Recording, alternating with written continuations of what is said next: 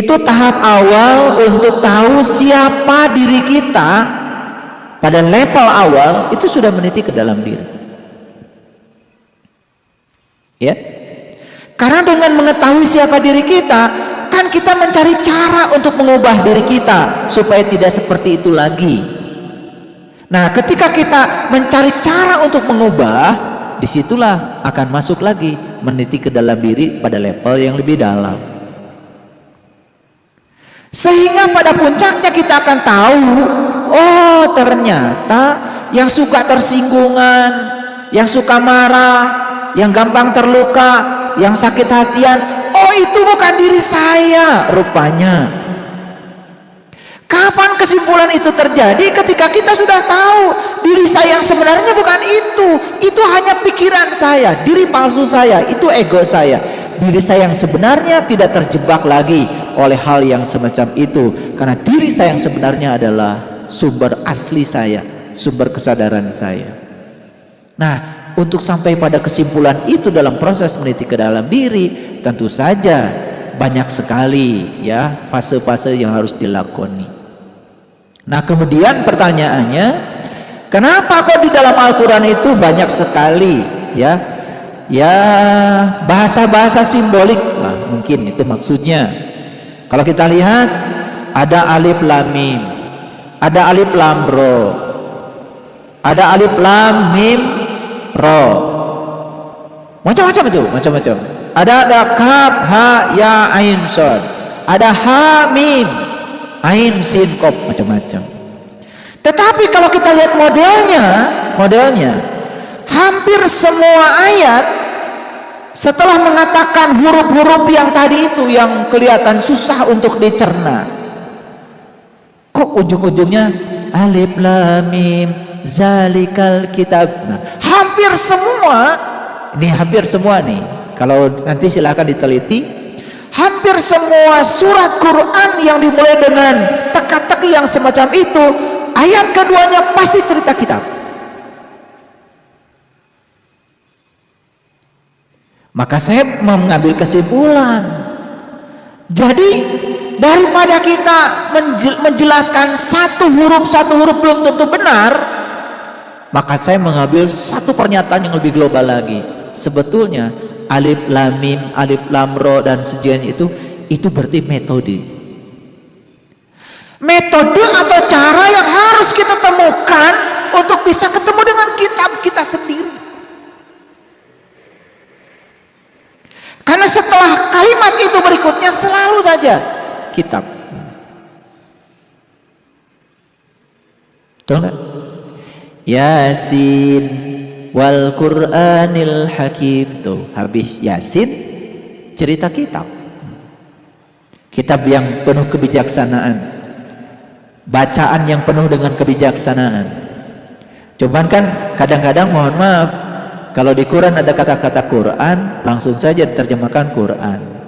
Padahal Quran itu sendiri kan bahasa Arab. Dari kata qara'a yaqra'u Qur'anan. Jadi sebetulnya harusnya Quran itu diterjemahkan jadi qara'a, bacaan. Yasin wal Qur'anil Hakim. Jadi apa Yasin? Yasin itu metode sebetulnya, cara yang harus kita temukan, dan cara itu sangat rahasia bagi yang tidak tahu, tetapi menjadi tidak rahasia bagi yang tahu. Makanya itulah yang disebut dengan al-insanu sirri wa anna sirruhu. Kamu itu rahasia aku juga rahasia kamu. Karena bukan rahasia sebetulnya, saking pentingnya ini supaya tidak disalahgunakan, maka hanya diberikan pada orang-orang yang terpilih. Jadi Yasin itu sebetulnya metode untuk apa? Wal Qur'anil Hakim, agar kamu menemukan bacaan yang bijaksana. Apa sih bacaan bijaksana? Bacaan yang akan membawa kamu pada kebijaksanaan kamu sendiri. Sekarang tarik lagi kepada kehidupan. Tadi saya bilang, kebijaksanaan dilahirkan lewat apa? Lewat apa? Lewat pengalaman hidup kan? Pengalaman hidup kan ada dua, yang disukai, yang tidak disukai. dua-duanya mengajarkan kebijaksanaan bagi orang yang sadar. Bisa jadi orang yang dianugerahi berbagai macam kenikmatan hidup, yang saya maksud kenikmatan itu adalah kesenangan yang bersifat duniawi, mohon maaf ya, mungkin kesenangan itu akan hanya melupakan dia tentang hakikat hidup. Tapi bisa jadi orang yang diberi kesusahan hidup malah justru menyadarkan dia. Dan saya yakin di kelas spiritual pasti ya peserta didiknya itu orang-orang yang sedang mengalami kesusahan hidup, yang sedang mengalami kesenangan hidup, keberlimpahan harta apalagi, tidak akan ada di kelas spiritual. Itulah nasib saya memang begitu. Guru spiritual itu selalu didatangi orang-orang yang bermasalah, dan karena masalah itulah mereka diantarkan ke sini, bukan? Jadi sebetulnya masalah itu adalah berkah yang bisa mengantarkan seseorang menemukan kesadaran. Ya, makanya saya kemarin kan nulis, harta itu hanya bisa memberikan kesenangan, tapi harta belum tentu bisa memberikan kebahagiaan. Karena kalau kebahagiaan Allah letakkan di harta, yang bahagia cuman konglomerat dan pengusaha. Makanya kesenangan itu ada di harta, tetapi kebahagiaan ada di dalam diri kita masing-masing. Jadi sebetulnya karena kebahagiaan oleh Allah ditaruh pada diri-diri semua orang, jadi artinya setiap orang itu mau berharta atau tidak, semua layak untuk bahagia.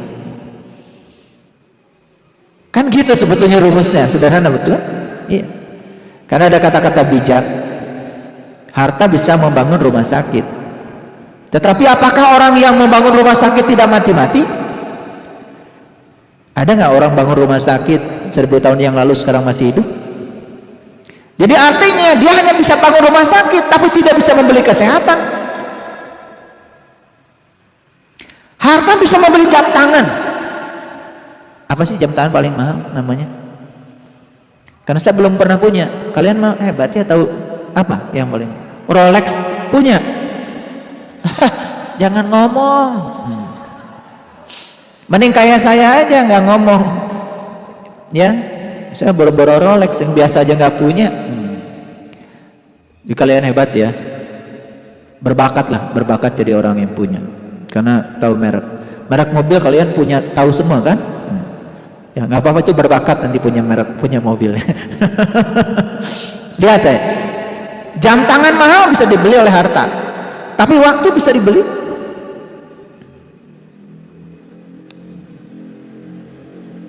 Ventilator bisa dibeli gak sama orang yang kaya? Tapi napas bisa dibeli?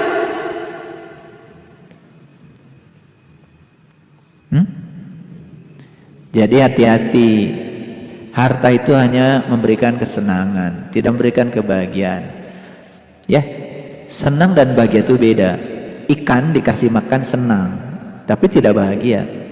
Jadi kalau kalian itu hati-hati ya, jangan-jangan yang disebut bahagia oleh kalian selama itu sebetulnya hanya kesenangan aja, dan kesenangan itu datang dan pergi.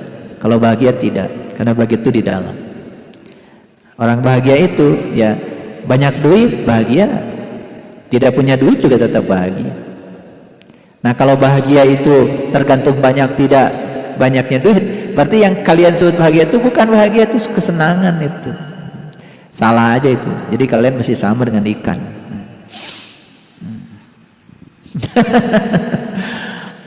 Coba Yasin, teka-teki kan? Nah kalau terjemahkan ya itu apa sin apa, pusing kan? Belum tentu benar. Tapi yang jelas itu metode. Gimana caranya mencari metode kunci agar kita bisa menemukan wal Qur'anil Hakim, akan bertemu dengan bacaan yang bijaksana, bacaan yang mengantarkan kita pada kebijaksanaan. Nih saya kasih tahu para sahabat, mohon maaf, bukan kita mau iklan.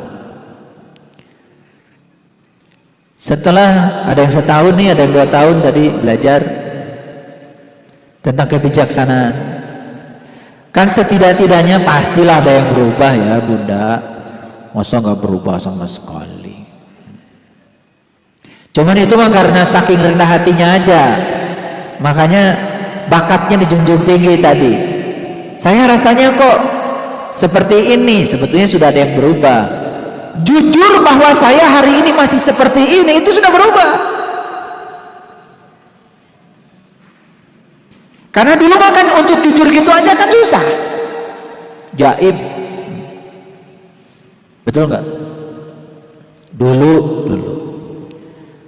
Nah, jadi sebetulnya dengan seringnya kita membaca semua peristiwa dalam hidup di bawah bimbingan kesadaran kita, maka kita menemukan bacaan yang bijaksana, bacaan yang mengantarkan kita menemukan kebijaksanaan. Setuju? Kapan itu terjadi? Ketika kita sudah bertemu dengan kesadaran. Dan siapa yang mempertemukan kita dengan kesadaran pada diri kita? Kan lewat bantuan seorang guru. Paham ya? Jadi kembali ke pertanyaan Pak Yunan tadi, gimana tuh memahami ayat-ayat yang teka-teki itu di setiap surat? Udah, gak usah pusing-pusing ya. Semua teka-teki di awal surat adalah metode cara yang bisa mengantarkan kita untuk menemukan kitab sejati kita. Itu saja. Supaya tidak pusing kan, dibuat singkat sama saya jawabannya. Makasih. Masih ada? Terima kasih. Masih ada. Masih ada. Masih ada pertanyaan. yang penasaran.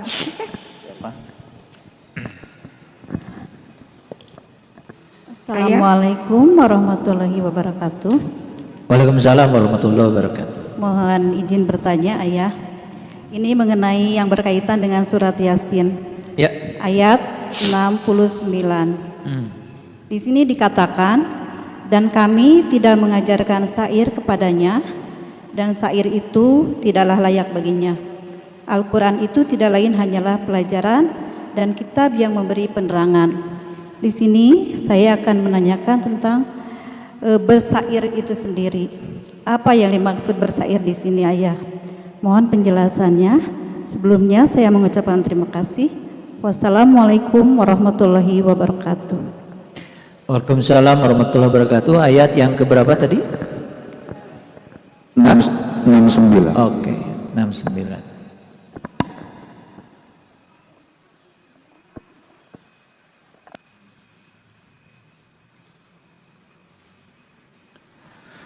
Ya. Sebetulnya saya sudah pernah membuka kelas online kajian surah Yasin. Jadi untuk para sahabat yang tidak ikut kelas online, bisa nanti minta ke panitia untuk bisa mendapatkan akses untuk bisa memahami surah Yasin secara keseluruhan. Berkenaan dengan pertanyaan ini, ya, jadi saya jawab, tapi ini jawabannya lokal ya, tidak secara komprehensif karena harus dibahas semuanya. Ya, wa ma 'allamnahu syi'ra. Jadi syi'ra itu sering diterjemahkan syair. Dan biasanya kalau syair itu kan, mohon maaf, itu biasanya dalam bidang sastra ya. Syair itu dalam bidang sastra. Dan biasanya kalau syair itu murwakanti ya. Murwakanti ya. Memang sebetulnya Quran juga ya murwakanti kalau dari sisi bahasa ya. Tapi Allah sendiri mengatakan wa ma 'allamnahu syi'ra. Jadi dan kami tidak mengajarkan syair justru kepada kamu, kepada mereka yang sudah diberikan Al-Qur'an ini. Ya. Wa ma yang bagi ya, wa ma yang bagi lahu ya. Dan syair itu tidak layak baginya. In huwa illa zikrun. Jadi sesungguhnya apa yang diturunkan kepada kamu itu zikrun. Zikrun itu bahasa Arab artinya adalah peringatan. Makanya zikir itu kan mengingat. Zikrun itu bahasa kata benda. Zikrun itu peringatan. Makanya yang bisa memberikan peringatan hanya satu, mereka yang sudah bisa mengingat. Dan banyak kan yang ngasih peringatan di mana-mana, padahal dia sendiri masih lupa. Nah, itu aneh. ya. Yang bisa ngasih peringatan itu yang sudah ingat. Itu zikrun, ya. Wa Qur'anun mubin. Dan ternyata zikrun itu wujudnya adalah bacaan yang terang benderang. Jadi Qur'anun mubin itu terjemahkan. Qur'anan itu artinya adalah bacaan, mubin itu terang benderang. Jadi sebetulnya Qur'anun mubin itu bacaan yang terang benderang, bacaan yang nyata. Mubin itu bisa berarti juga nyata. Nah, jadi begini. Saya tidak anti terhadap orang yang belajar Al-Quran menekankan pada aspek keindahan membaca, lagunya. Saya tidak anti dengan itu bagus, itu keren, silahkan. Tetapi ayat ini menegaskan bahwa Quran itu bukan syair, bukan puisi, bukan sebatas sastra. Ada satu yang harus kamu temukan di dalamnya, yaitu bacaan yang nyata. Zikrun, peringatan yang membuat kamu bisa menjadi ingat. Itu sebetulnya poinnya. Kalau dari sisi sastra memang Quran juga murwakanti. Coba aja.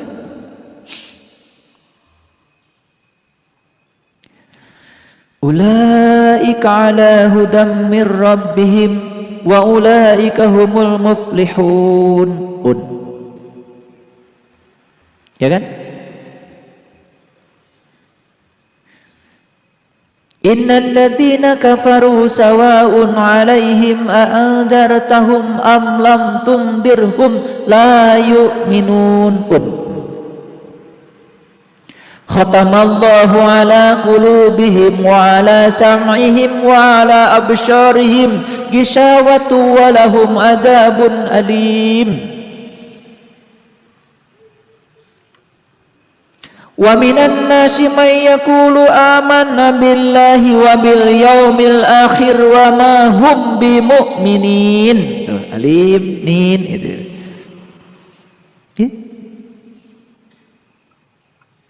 Qul a'udzu birabbil falaq min syarri ma khalaq wa min syarri ghasikin idza waqab wa min syarri nafasati fil 'uqad wa min syarri hasidin idza hasad.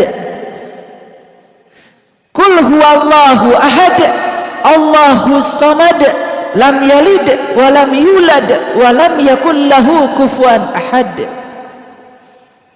Murwakanti, keren. Dari sisi bahasa saja sudah keren. Tapi Quran mengatakan, Allah mengatakan itu bukan syair. Aku tidak mengajarkan syair kepada kamu. Harusnya ini menjadi peringatan. Siapa yang sedang diingatkan di sini? Yang sedang diingatkan ini adalah Rasul. Yasin wal Qur'anil Hakim innaka laminal mursalin.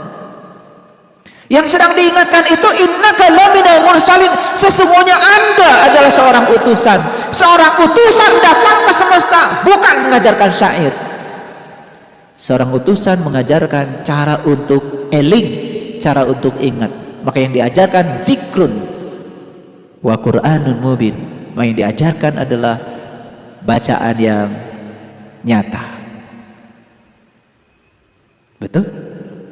Apa yang diajarkan Rasulullah itu sebetulnya bacaan yang nyata, bukan bacaan yang tidak nyata. Nah, sayang sekali banyak orang yang terjebak hanya pada aspek syair, hanya pada aspek sastra, tidak menggali kedalaman dari isinya Al-Quran. Karena memang Al-Quran ketika didorong pada aspek syair enak juga, betul nggak? Iya, orang yang suaranya bagus melengking.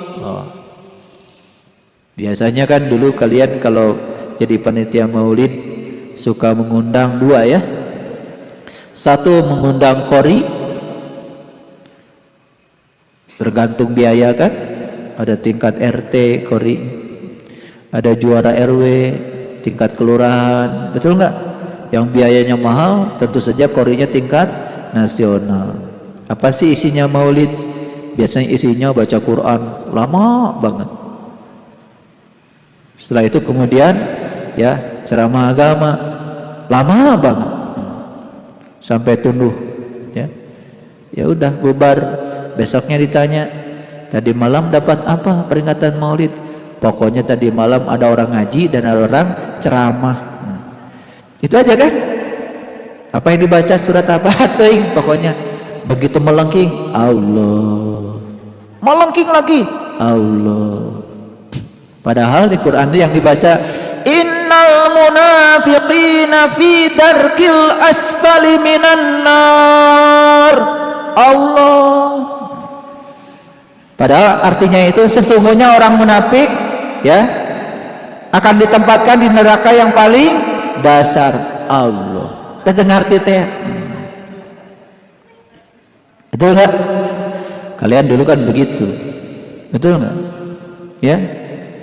Innal munafiqina yukhadi'una Allah wa huwa khadi'uhum wa idza qamu ila sholati qamu kusala. Allah. Racek arah teh sanyana maneh nu munafik teh da maneh anu salatna males. Allah. Padahal udah jadi bahasa Sunda kan, kusala. Kusala itu artinya keselan. Dan tengah rasa nikmat ke salat teh. Betul nggak? Hayang buru-buru anggeus. Para cek Allah teh nu munafik teh ente. Anu salatnya keselan, kusama betul ngarti, melengking. Allah. Loh, bisa ketawa kan? Oh, itu masa lalu. Tapi masa lalu biarlah berlalu. Tahu nggak? Hidup kita di sini saat ini sekarang karena sudah tahu bahwa sesungguhnya yang harus kita terima itu adalah zikrun, illa zikrun wa Qur'anun mubin. Kita harus ketemu dengan peringatan lewat bacaan yang nyata. Keren nggak? Keren banget itu kalau kita ngerti itu ya. Dibuka rahasia surah Yasin aja satu surat sudah merinding-merinding ya. Apalagi 30 juz kalau dibukakan semuanya luar biasa. Baik ya, ini penanya udah banyak sekali ya. Saya kira waktu kita sudah cukup untuk melayani pertanyaan hari ini. Terima kasih. Mau bicara iblis, hadirkan iblisnya supaya kita tidak menggunjingkan iblis. Mau bicara Fir'aun, hadirkan Fir'aunnya biar kita tidak menggunjingkan Fir'aun. Kan selama ini kalau orang ngaji kan bicara Fir'aun, oh itu dulu ada orang namanya Fir'aun, betul nggak? Dia itu katanya mengaku Tuhan. Fir'aun itu dosanya kecil, cuman mengaku Tuhan. Kalian mah malah jadi Tuhan. Nggak terima lagi nih. Ini Firaun nggak terima loh. Enak aja. Saya nggak pernah ngaku Tuhan. Yang ngaku sih nggak pernah. Coba kalian habis sholat ngapain? Bukannya ngatur-ngatur Tuhan. Jujur nih. Habis sholat kan apa yang kalian lakukan? Doa. Doamu apa isinya? Permintaan bukan? Isi permintaanmu apa? Ngatur-ngatur Tuhan kan? Supaya Tuhan ngikutin keinginanmu. Betul? Ini ngaku Tuhan atau jadi Tuhan? Nah yang ngaku Tuhan itu namanya Fir'aun. Kira-kira yang jadi Tuhan namanya apa?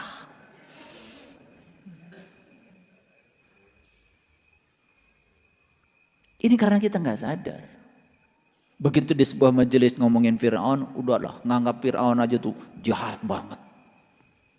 Dan kita yang sedang ngomongin dia soleh banget. Gitu. Gitu apa tidak? Mengerikan ya. Makanya mau pengajian seminggu berapa kali, kalau kalian ngaji nggak sadar, nggak pakai mikir, ngikutin saja apa yang dikatakan orang, ya sudah. Begitu ngomongin iblis, saya nanya jujur nih, apa yang terpikir sama kalian? Apa? Apa yang dipersepsi kita ketika ada orang bicara iblis? Apa? Makhluk goib. Jahat apa tidak? Jahat. Tapi kalian pernah nggak tahu kejahatan iblis apa? Mau saya tunjukkan sekarang?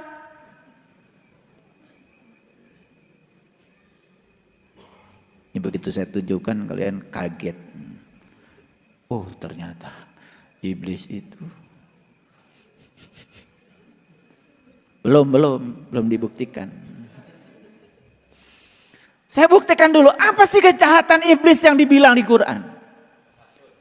Saat iblis disuruh sujud pada Adam, iblis itu nggak mau, itu aja.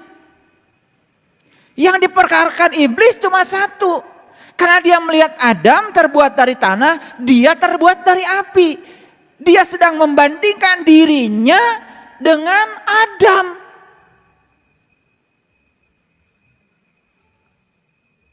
Itu yang membuat iblis tidak mau sujud pada Adam. Terhalang oleh penglihatannya yang dangkal. Terhalang oleh penglihatannya yang dangkal. Itu iblis. Karena iblis itu saat melihat Adam, dia lihat Adam. Tapi malaikat ketika disuruh sujud pada Adam, dia langsung sujud. Yang dilihat malaikat bukan Adam, yang dibalik Adam. Siapa itu? Hakikat Adam. Terasa bedanya sekarang? Ulangi lagi. Kayaknya ini belum cerdas, ini belum. Matanya masih kelihatan bingung. Jadi iblis itu ya, dia itu penglihatannya masih terhalang. Yang dilihat oleh iblis itu bukan hakikat Adam, Adamnya. Yang dilihat malaikat itu hakikat Adam, yang dibalik Adam, sang keberadaan. Bisa bedakan iblis dan malaikat? Bisa? Oke, saya kasih contoh sekarang. Ada orang marah-marah sama kalian. Yang kelihatan oleh kalian itu orang atau yang dibalik orang? Orang kan? Tuh kan iblis langsung hadir. Ternyata iblis tuh pakai jilbab. Pakai kacamata.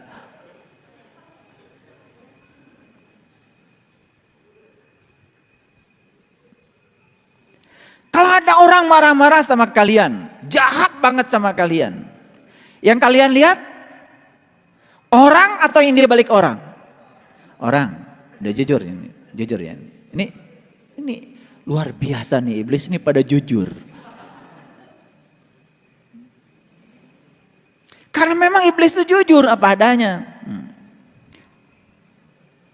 Pertanyaan saya, saat ada orang marah-marah, kita menerima atau menolak dia?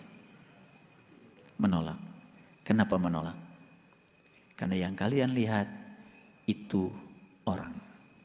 Ada ilusi keterpisahan dengan Tuhan. Kalian tidak lihat yang di belakangnya. Itulah yang menyebabkan kalian menolak. Sekarang saya tanya lagi. Ini saya pertanyaan bukan buat iblis ya. Buat kalian. Apakah ketika ada yang tidak kalian suka, kalian terima atau kalian tolak? Yang keras jawabannya.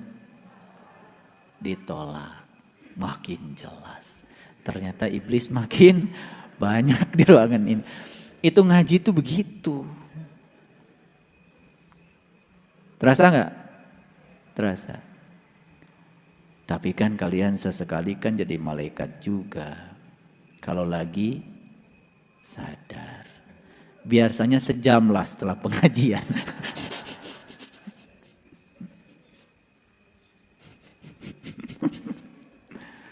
Iya, biasanya begitu.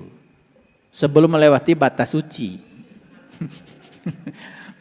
Jadi kalau sudah batas suci udah kelewat tuh, yang di depan masjid tulisan batas suci kelewat, biasanya udah langsung belis lagi. Nah, apa pesan saya? Pesan saya sederhana. Kita selama ini ngaji itu kebanyakan keluar. Bicara iblis di luar. Bicara setan di luar. Bicara malaikat di luar. Betul? Coba begitu kita tarik ke dalam. Oh, ternyata Musa saya, Ibrahim bisa jadi saya. Ya, Fir'aun bisa jadi sesekali saya. Iblis bisa jadi saya. Setan sesekali bisa jadi saya. Itulah saya. Ada yang salah? Gak ada. Salah itu ketika kita menilai buruk. Dan penilaian buruk berasal dari pikiran. Biarkan saja semua berevolusi. Toh kita pun sedang belajar, bukan? Betul nggak? Nah, pertanyaan dari saya. Jadi iblis itu enak nggak? Ini pertanyaan terakhir tentang iblis karena kita mau masuk ayat berikutnya. Jadi iblis itu enak nggak? Kok nggak enak tapi betah ya? Baik, kita teruskan. Qalu na'budu asnaman panadallu laha akifin. Mereka menjawab, kami menyembah berhala-berhala dan kami senantiasa tekun menyembahnya. Betul? Betul apa tidak? Yang kencang dong jawabnya. Jadi bukan sekedar menyembah berhala, tapi tekun menyembahnya. Jadi akifin itu orang-orang yang tekun. Tapi tekun menyembah berhala. Bukan tekun bekerja, bukan. Tekun menyembah berhala. Mulai terang benderang nih tentang berhala. Mulai ya. Jadi saya ingin menarik supaya pemahaman kita tidak keliru. Karena selama ini kita menganggap, wah saya itu imannya udah paling murni aja. Tauhidnya paling murni aja. Betul nggak? Di rumah saya nggak ada patung, gambar pun nggak ada. Lucu ya. Saya dapat kabar dari seseorang, baru saja dia menikahkan anaknya, dan seminggu setelah itu dicetak fotonya, di print. Dan kemudian fotonya ditempel-tempel di dinding dan setelah itu kemudian dicabuti oleh menantunya. Dan dibakar di depan orang tua itu, orang tua istrinya. Semua foto-fotonya. Karena tidak boleh di rumah ada gambar. Luar biasa ya. Luar biasa tololnya. Itu memahami hadis yang keliru. Di rumah mana tidak boleh ada gambar? Di kolbu. Gambar tentang apa? Gambaran-gambaran tentang Tuhan. Karena Tuhan tidak bisa digambarkan. Makanya temui dia. Dia akan bertajali di kesadaranmu. Sebagaimana dia adanya. Jadi ketika ditanya, yang mana Tuhan?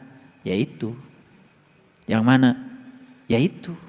Yang kayak gimana? Ya itu.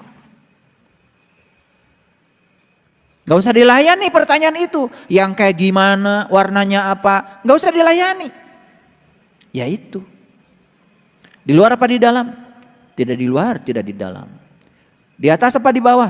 Tidak di atas, tidak di bawah. Di kiri apa di kanan? Tidak di kiri, tidak di kanan. Jadi di mana? Ya di situ.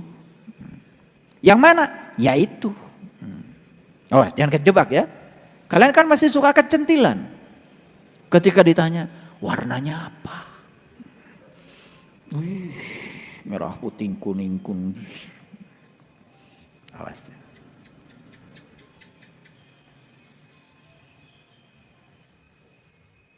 Awas. Peringatan dari saya. Tafakkaru fi khalqillah wala tafakkaru bi zatillah. Kami boleh memikirkan ciptaannya, tapi kamu tidak boleh membahas zatnya. Saksikan dia apa adanya. Falamma tajalla rabbuhu lil jabal, ketika dia bertajalli di puncak kesadaranmu, sudah terimalah itu apa adanya. Clear? Clear? Hati-hati bicara. Biasanya begitu kita mulai menginjakkan kaki di dunia spiritual, mulai itu ada euforia. Banyak ngomong, banyak cerita. Perbanyak diam, karena diam itu emas.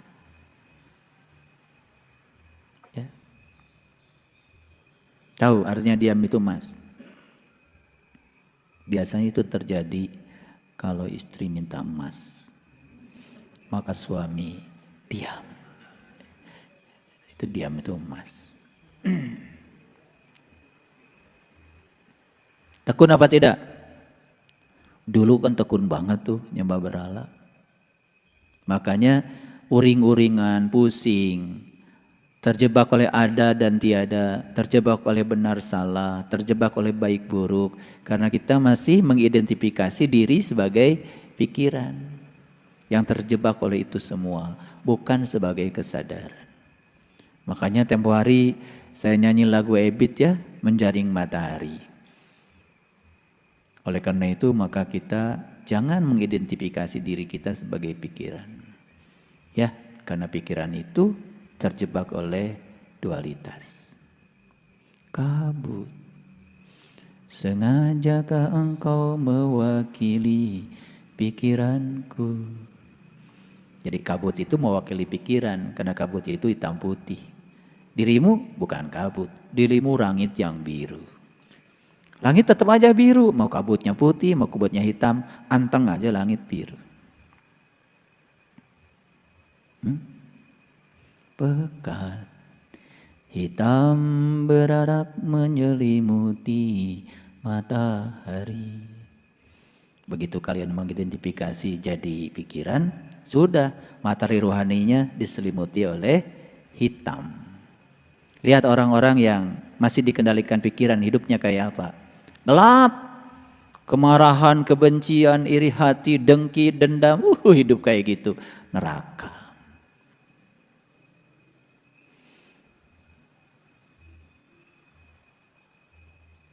Ya.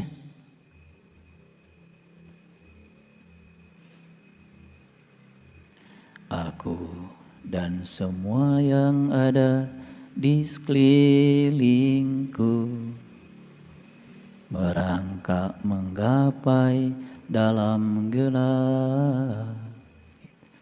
Lihat orang yang dikendalikan pikiran, hidupnya merangkak, hidupnya tuh. Dia menggapai dalam gelap. Gak ada kenikmatan, gak ada kebahagiaan. Stres mulu. Hati-hati kalian marah-marah di rumah. Karena setiap kata yang terlontar dari mulutmu terekam itu. Di dinding, terekam di kayu, terekam di air, terekam di kursi. Nanti kalau ada tamu yang datang, gak betah tuh tinggal di kursimu. Baru sebentar masuk ke rumah, udah gelisah. Gak betah, karena apa? Semua benda-benda yang di rumah itu sudah menyerap semua energi potensial yang dilontarkan lewat gelombang mekanik dari kata-kata yang kotor. Ya, jangan heran kalau anak tidak betah di rumah ketika orang tua marah-marah. Hati-hati. Semua yang kita lontarkan keluar tersimpan. Udara, molekul yang ada di sini akan merekam semua. Dan pada gilirannya itu akan dikembalikan kepada kita.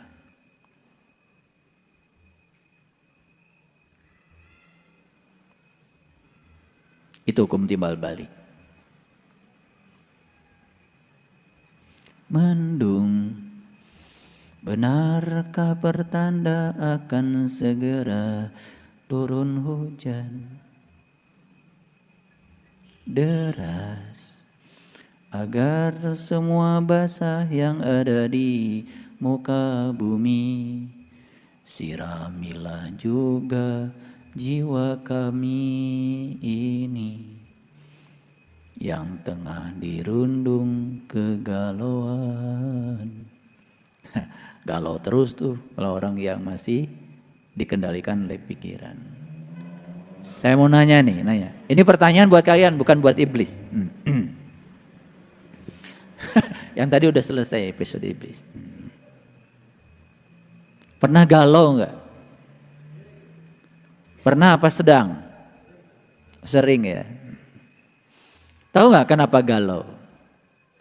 Galau itu ternyata akibat kita mengidentifikasi diri sebagai pikiran. Makanya ketika pikiran sedang ngasih info macam-macam, tinggalkan, amati aja. Dan katakan pada dirimu, aku bukan pikiran. Aku adalah sang kesadaran yang mengamati pikiran. Amati aja, jangan dilawan. Ketika pikiran sedang marah, pikiran sedang, biarkan energinya semua muncul. Amati saja, amati. Jadilah langit biru, jangan jadi kabut putih, kabut hitam. Kamu akan damai. Sesederhana itu? Yes, kalau sudah tahu ilmunya. Sesederhana itu. Makanya beruntung kalian hari ini bisa ngaji hari ini. Aku bukan itu. Bukan, itu bukan aku. Itu diri palsuku. Oke, it's okay. Aku jadi pengamat saja bagi semuanya. Amati aja. Nanti lama-kelamaan seperti nonton film. Semua energi yang menumpang di kemarahan, di kebencian akan sirna dengan sendirinya. Alam bawah sadar kita mulai terang benderang. Dan ketika alam bawah sadar mulai terang benderang, apa yang terjadi? Hidup menjadi enteng. Karena alam bawah sadar adalah long term memory yang menyimpan semua data, ya, data masa lalu kita. Dan kalau alam bawah sadar itu sudah membentuk substansi kesedihan, maka kesedihan akan memakan kesedihan. Tidak pernah kesedihan memakan sukacita. Sukacita akan memakan sukacita, tapi kepedihan akan menarik kepedihan baru. Lihat orang dalam kehidupannya setiap hari, bangun tidur penuh dengan kepedihan. Dia tarik kepedihan dengan kepedihan yang ada dalam dirinya. Hidup yang semacam itu tidak layak untuk dihidupi. Neraka itu. Wajah sudah, aduh, lihat wajah. Saya lihat wajah kalian tuh dulu, sekarang sih masih. Dulu maksud saya. Dulu. Ya udah, wajah nggak jelas. Ya abstrak. Sekarang sih udah mulai ada rada jelas lah sekarang. Rada jelas.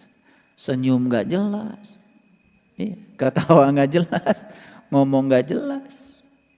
Dulu ya, sekarang sih lumayan. Kami menyembah berhala-berhala dan kami senantiasa tekun menyembahnya. Keren gak bahasa Quran ini? Keren kalau diterapkan pada diri kita. Betul gak?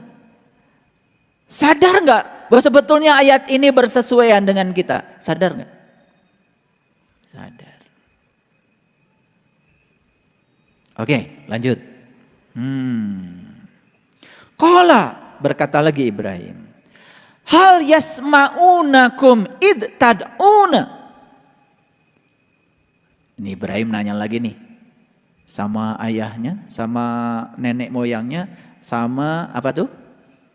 Sama kaum-kaumnya. Apa pertanyaannya? Hal yasma'unakum.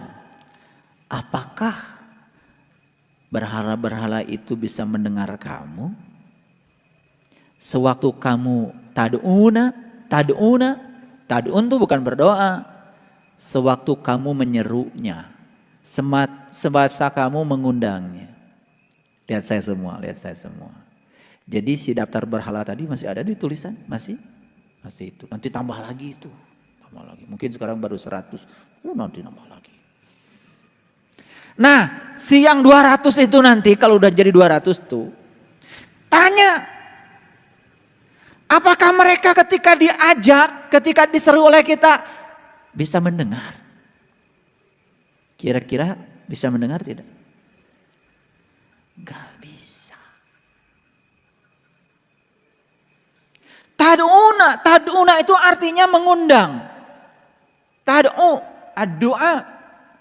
Jadi tad'una itu ketika kita melakukan proses mengundang. Tapi Allah, kalau diundang oleh kita hadir, memenuhi undangan kita, hadir. Terasa kehadirannya? Luar biasa. Ada beberapa sahabat yang baru ikut proses pemberkatan kemarin.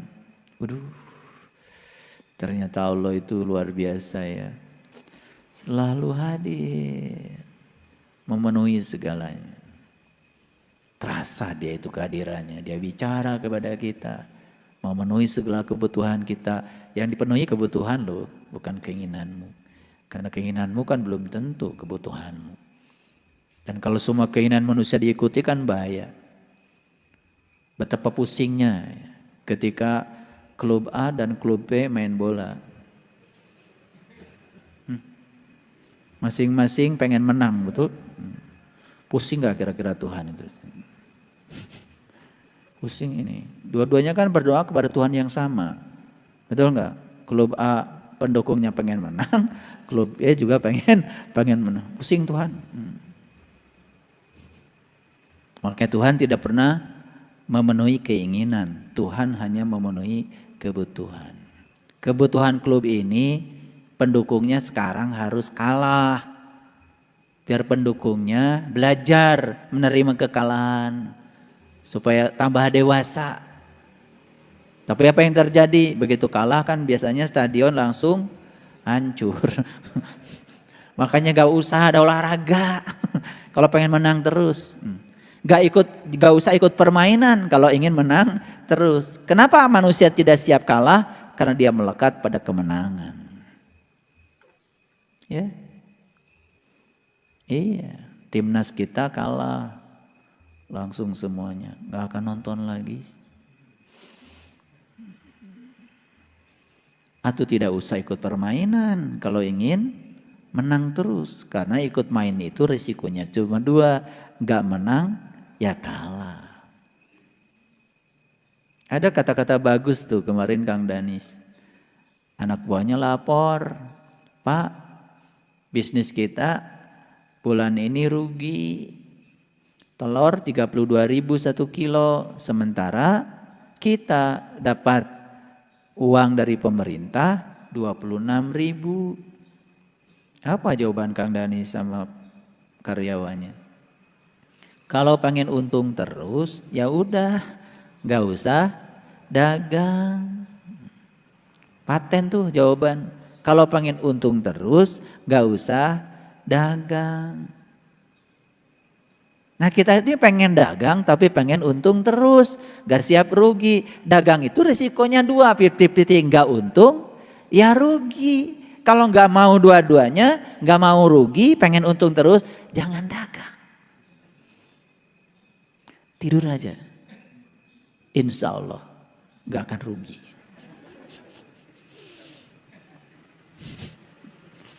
Ya, jadi suka melawan hukum alam, aneh.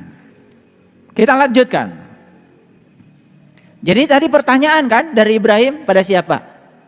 Pada mereka-mereka yang menuhankan berhala tadi. Apakah berhala-berhala kamu itu bisa mendengar? Jawabannya apa? Ya jelas tidak dong. Tapi kok selalu didengarkan? Padahal tidak bisa bicara.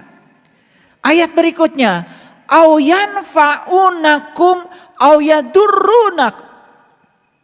Apakah mereka bisa memberi manfaat kepada kamu? Apakah mereka bisa memberi mudarat kepada kamu? Jawabannya pasti tidak.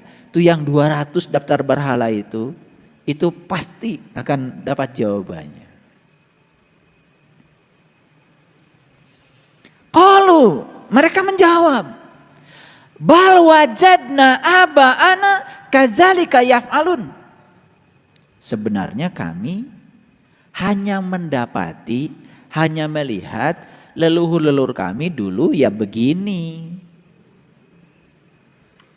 Betul? Jadi kan sebetulnya kita ini selama ini menjalani hidup itu produk dari apa yang diajarkan lingkungan kepada kita. Produk dari apa yang diajarkan mereka yang telah duluan datang ke sini. Betul? Betul. Kalau di sebuah keluarga ada tradisi seperti ini, semua keturunannya ngikut. Kalau di masyarakat ada tradisi begitu, semua ngikut. Kalau di masyarakat itu baca Yasin pakai speaker, semua anak cucunya kalau baca Yasin pakai speaker. Kalau enggak pakai speaker, rasanya enggak baca Yasin. Karena mereka itu melihat contohnya, mereka yang datang. Padahal Yasin itu buat diri sendiri, buat yang baca, buat yang dengar. Bahkan sekarang Yasin buat orang mati. Begitu sakit di rumah sakit, sekarat, Yasin aja pasti. Jadi Yasin itu kok buat yang sekarat, padahal Yasin itu buat yang hidup, supaya saat sekarat itu bisa pulang. Nah karena contohnya seperti itu, terus saja contoh itu menular. Makanya jawabannya tepat kan? Apa yang dikatakan mereka? Wajadna aba'ana kazalika yaf'alun. Kami ini hanya ngikutin saja apa yang bapak kami, leluhur kami, generasi sebelum kami melakukan itu. Ngikut saja. Betul apa tidak? Coba Bapak Ibu. Jadi orang sabar aja. Begitu dimarahin, ngalah. Dimarahin lagi, ngalah. Akan datang gak tuh? Akan datang gak orang? Kok kamu ini sabar banget sih? Saya jadi gregetan deh sama kamu. Apa perlu saya serang ke sana sekarang juga? Menawarkan diri tuh, si belis.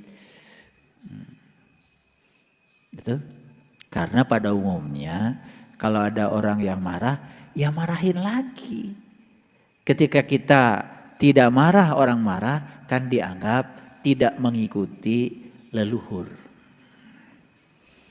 Betul enggak? Betul enggak?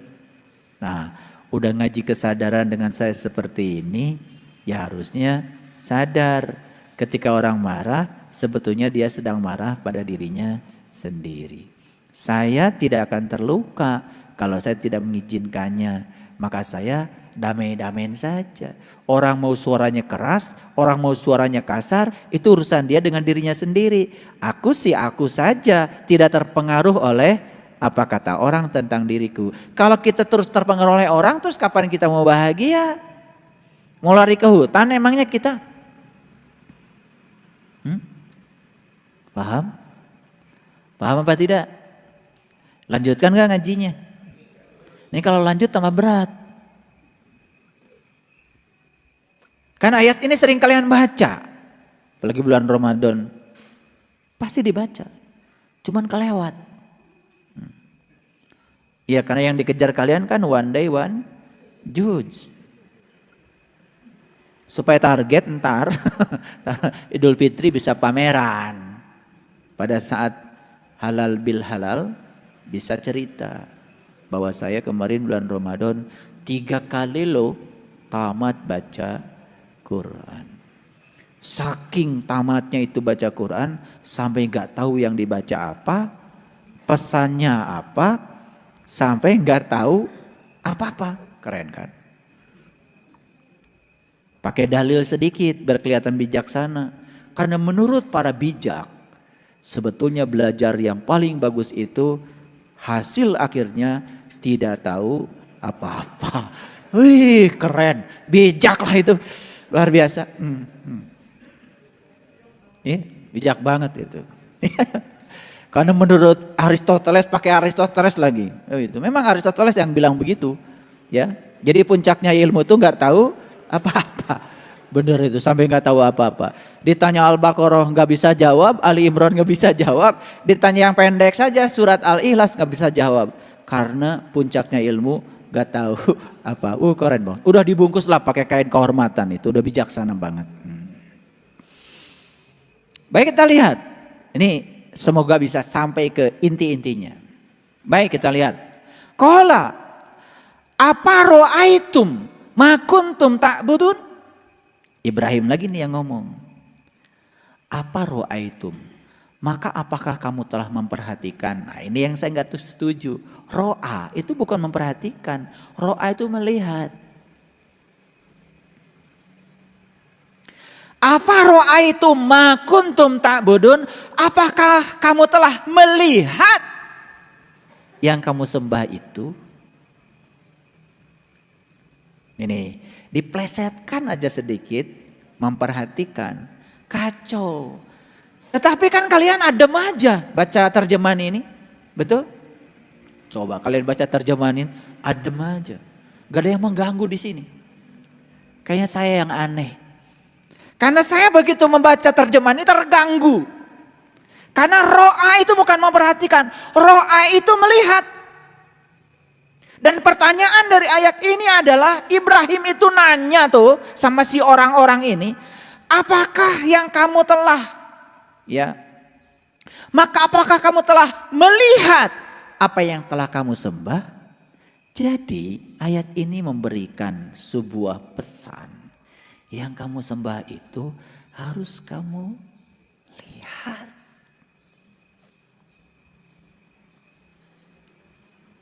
Jadi kalau begitu selama ini kalian ini menyembah yang terlihat atau yang tidak terlihat? Jujur. Jujur. Menyembah yang terlihat atau yang tidak terlihat? Dulu sih menyembah yang tidak terlihat. Sekarang betapa nikmatnya ketika kita bisa menyembah yang terlihat. Keren banget itu. Makanya ayat ini kalau nggak saya luruskan, itu terjemahannya jadi kacau. Ro'a itu artinya melihat. Ru'yat itu artinya melihat. Oh, bulan belum terlihat. Karena di ru'yat nggak terlihat. Dihisab aja, dihitung pakai hitungan bulan. Gitu. Ru'yat itu melihat. Di zaman para rasul, para nabi, ru'yat itu adalah ilmu yang agung. Yaitu ilmu untuk melihat Tuhan. Jadi ru'yat itu terbuka mata kalbu sampai kita menyaksikan siapa Tuhan yang kita sembah. Itu ru'yat. Ya, luar biasa ya. Ini nih coba perhatikan. Harusnya ayat ini tuh membuat kita tersentuh kan harusnya. Apakah kamu telah melihat yang kamu sembah itu? Kok kamu belum pernah lihat? Kok kamu sembah sih? Gitu kira-kira begitu. Dibuat-buat itu sama saya. Biar lebih kena bahasanya. Paham? Jadi kesimpulannya apa? Yang kamu sembah itu harus terlihat. Makanya kan Sayyidina Ali ketika ditanya. Ya Ali, ketika sedang wudhu gemetaran. Dan Ali mengatakan, seandainya kalian tahu siapa yang akan aku sembah setelah wudhu ini. Kalian akan mengalami pengalaman yang sama seperti aku. Ya Ali, apakah kau melihat Tuhan? Ru'yatullah bi'ainil qalbi. Aku melihatnya dengan terang mata kalbuku. Oh Ali. Jadi Tuhan itu terlihat. Aku tidak mau menyembah Tuhan yang tidak bisa aku lihat. Rasulullah mengatakan, aku adalah kotanya ilmu dan Ali adalah gerbangnya ilmu. Jadi kalau ingin masuk ke kotanya ilmu, lewati dulu Ali. Saya bukan kelompok siapapun, bukan. Tetapi saya hanya mencoba untuk belajar, meniti ke dalam diri. Tidak usah berkelompok-kelompok dalam belajar untuk meniti ke dalam diri, tidak perlu. Pernah nggak kita mempertahankan sesuatu agar tetap di tangan kita? Pernah? Hasilnya apa? Hasilnya apa? Hasilnya apa? Hasilnya ternyata yang dipertahankan itu tidak bisa dipertahankan. Akhirnya habis juga. Punya uang 100 juta. Kan pasti tiap hari belanja toh? Betul nggak? Iya. Namanya kebutuhan tidak bisa dihentikan. Oh hari ini harus beli beras. harus beli minyak, harus beli gula. Oh, sabun habis. Oh, listrik belum dibayar. Oh, telepon habis. Oh, pulsa habis, kuota habis. Terus pertahankan 100 juta. Habis? Itulah kebodohan. Itu jalan lama yang sudah membuat kita menderita sebetulnya. Tetapi tidak sedikit orang yang masih ingin berada di jalan lama itu. Kenapa tidak mencoba jalan baru? Ternyata bahagia itu bukan memiliki yang kita ingin, tapi bahagia itu menginginkan terhadap apa yang kita miliki. Saya punya uang 100 juta, bagaimana caranya supaya 100 juta membahagiakan saya, juga membahagiakan banyak orang? Gimana caranya? Berbagi bukan? Berbagi bukan? Berbagi bukan? Dan lihat orang yang berbagi, lihat mereka yang berbagi, wajahnya cerah, penuh kebahagiaan, karena bahagia itu pada dasarnya adalah membagikan yang dia miliki, bukan memilikinya. Apa yang terjadi? Tidak ada orang yang berbagi bangkrut, dan tidak ada orang yang berbagi berkurang hartanya. Dan sebaliknya orang-orang yang mempertahankan yang dia punya, suatu saat dia akan mengalami kebangkrutan. Hidupnya semakin sempit. Ini saya menawarkan sebuah jalan baru. Mau nggak kita coba jalan baru ini? Mempertahankan yang dimiliki membuat kita semakin sempit. Dan jelas tidak bahagia. Ada yang menulis tadi pagi di WA grup kita. Ternyata penderitaan itu berasal dari keinginan agar orang lain membahagiakan kita. Sedangkan kebahagiaan berasal dari keinginan kita ingin membahagiakan orang lain. Apa yang terjadi selama ini? Kita selalu menuntut orang lain membahagiakan kita. Dan saat orang lain tidak membahagiakan kita, kita kecewa. Bukankah pencipta penderitaan adalah kita sendiri? Karena kita menuntut orang lain seperti yang kita mau. Kenapa tidak dibuka jalan baru? Saya tidak mau menuntut orang lain membahagiakan saya, tapi saya akan menuntut diri saya agar saya membahagiakan orang lain. Sudah pasti orang lain membahagiakan kita. Itu jalan yang cerdas. Dan saya tawarkan jalan cerdas ini pada banyak orang, sedikit yang mau mengikuti jalan ini. Sedikit, tidak banyak. Dan saya datang ke sini ingin mengajak para pemberani saja yang mau mencoba. Berani apa tidak? Yang penakut jangan. Ya. Yang kalau memberi pada orang lain harus membalas kebaikan saya, jangan, itu penakut. Jangan. Kalau saya mengeluarkan uang 100.000, maka Allah akan lipatkan 700 kali sesuai dengan ayat Quran. Jangan, ayat itu tidak berlaku di sini. Mereka yang masih transaksi kepada Allah, banyak kan? Banyak. Ujungnya apa? Oh, dahsyatnya sedekah. Ujungnya bangkrut semua. Begitu kita sedekah, tidak sesuai dengan kata sedekah, itu kan dari sidik. Sidik itu artinya benar. Tindakannya tidak benar. Sudah ada muatan, ada niat yang tidak benar. Bangkrut deh. Saya akan keluarkan 100.000 supaya oleh Allah dikalikan 700 kali. Jadi uang saya jadi 700 kali 100.000. Bangkrut deh. Karena Allah katakan dalam Al-Quran, wa ahsin kama ahsanallahu ilaika. Berbuat baik itu harus seperti aku berbuat baik kepada kamu. Aku tidak pernah menghitung apa yang harus kamu berikan kepada aku. Cobalah kamu belajar untuk berbuat baik seperti aku berbuat baik kepada kamu. Itu yang disebutnya tahaluk bi ahlakillah. Makanya Allah di Quran menamakan dirinya, mensimbolkan dirinya dengan matahari. Karena matahari itu lihat. Satu, matahari itu pagi-pagi tidak pernah terlambat untuk bangun pagi. Bahkan matahari itu tidak pernah menunggu kalian bangun untuk menyinari. Kalian mau bangun atau tidak bangun, dia tetap saja bangun pagi. Pada waktunya dia tetap saja bersinar. Dan ketika dia bersinar, dia pun tidak peduli. Saya akan menyinari yang memuja saja aja, kata matahari. Yang masih tidur tidak akan aku sinari. Dia tidak disinari bukan karena matahari tidak menyinari dia. Dia bersembunyi di tempat tidurnya. Maka tidak kebagian matahari. Matahari tidak pernah tidak membagikan sinarnya pada semuanya. Matahari tidak pernah pilih kasih. Dan dia membagikan sinarnya, cukup membagikan saja. Tidak pernah berpikir apa yang kita bisa berikan buat matahari. Betul? Betul apa tidak?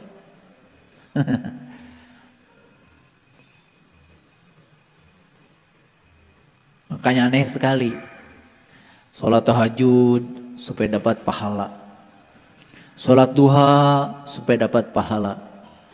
Lagian ada lagi yang bagi-bagi pahala di mana-mana ya. Baca Quran 1 huruf dapat pahala. Udah gitu gak ngerti lagi yang dibaca. Pahala itu bukan nanti di akhirat. Kalau kalian baca Quran hari ini ngerti yang dibaca, pahalanya sekarang diberikan. Apa? Pengertian yang kalian dapat dari yang kalian baca. Itu pahala. Pahala itu ganjaran, dan ganjaran itu tidak pernah ditunda. Coba baca Bismillahirrahmanirrahim. Artinya atas nama Allah yang Maha Pengasih dan Maha Penyayang. Oh, setiap aku datang ke semesta ini diutus oleh Allah. Setiap aku diutus ke semesta berarti aku harus menjadi kepanjangan tangan Allah. Tugasku di semesta adalah menyampaikan cinta kasih Allah kepada mereka yang butuh pertolongan. Itulah tugasku di semesta. Bacanya cuma Bismillahirrahmanirrahim. Gak dilanjutkan. Gak 30 juz. Tidak one day one juz. Satu saja yang dibaca. Tapi menjelma dalam diri. Aku adalah kepanjangan tangan Allah. Aku datang ke dunia untuk menolong orang-orang yang butuh pertolonganku. Cuma Bismillah yang dia baca. Karena dia sadar dengan kalimat Bismillah atas nama Allah. Kemana-mana menampaikan cinta kasih Allah. Bagus gak orang kayak gitu? Bagus gak? Coba bandingkan dengan orang yang baca one day one juz. Bismillahirrahmanirrahim aja gak ngerti. Lalu dia berhayal dapat pahala di akhirat. Boro-boro di akhirat. Sekarang aja dia gak dapat apa-apa. Betul gak? Iya. Bagaimana Anda bisa menolong orang kalau Anda tidak kuat? Bagaimana Anda bisa membantu orang kalau Anda lemah? Bagaimana Anda bisa mencahayakan orang kalau Anda kegelapan? Bagaimana Anda bisa membangunkan orang kalau Anda masih tidur? Bagaimana Anda bisa mengingatkan orang yang lupa kalau Anda pun masih mabuk? Bagaimana Anda bisa mengantarkan orang lain untuk berani kalau Anda pun masih penakut? Takut menghadapi kehidupan, takut menghadapi kematian karena Anda tidak tahu jati diri Anda yang sebenarnya. Hidup macam apa yang seperti itu? Hanya menunggu waktu untuk mati, tidak ada artinya. Itulah kita pentingnya mengalami hari kelahiran yang kedua, hari kebangkitan. Hari kebangkitan itu bukan nanti setelah kiamat. Hari kebangkitan itu sekarang, di sini, saat ini, sekarang. Ayo bangkit. Bangkit dari ketidaksadaran. Jadilah orang-orang yang sadar.